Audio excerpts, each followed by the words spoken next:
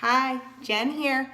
So now in this next step of our creating our best life right now, we're going to look at fears, okay? So I don't know what your relationship has been with the scale or what you've done as far as counting, tracking, or limiting food so that you could maybe change that weight. But my guess is it's probably kind of similar.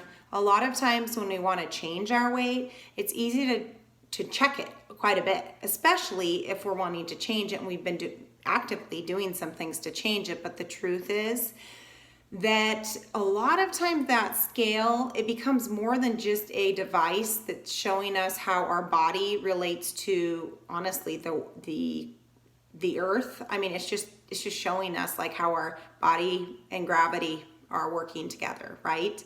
So that is just a number. It doesn't define us, doesn't need to. And it doesn't say anything about you except what number your body weighs, right? So we've often given the scale way too much power. And what I want to suggest is that we take it back right away, okay?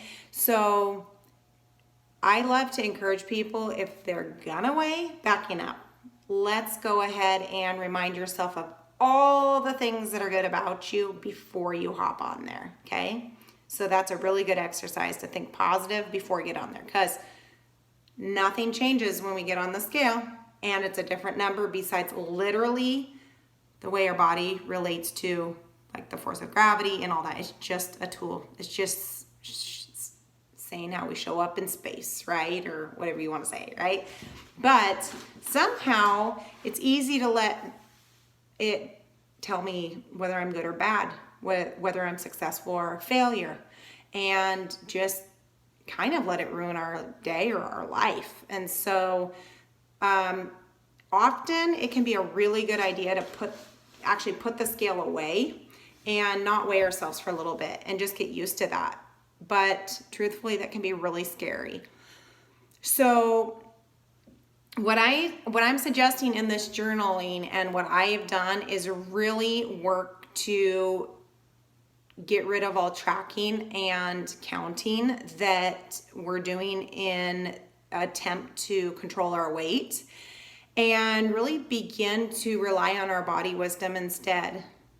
What if we just trusted our body? I mean, like backing up, when you were a little kid, did you like scratch down some numbers about what you ate, or did you limit yourself to like one piece of candy because that's all your body could have? Or did you probably just eat what tasted good until all of a sudden, somehow at some point, a lot of us, like media, the society, friends, family, suggested that maybe we needed to get smaller, and all of a sudden, like, food's taboo. But what if actually we just stopped and said, okay, what do I feel like eating? Okay, so if I think about it right now, nothing. I'm not in any way hungry, and it's actually dinner time.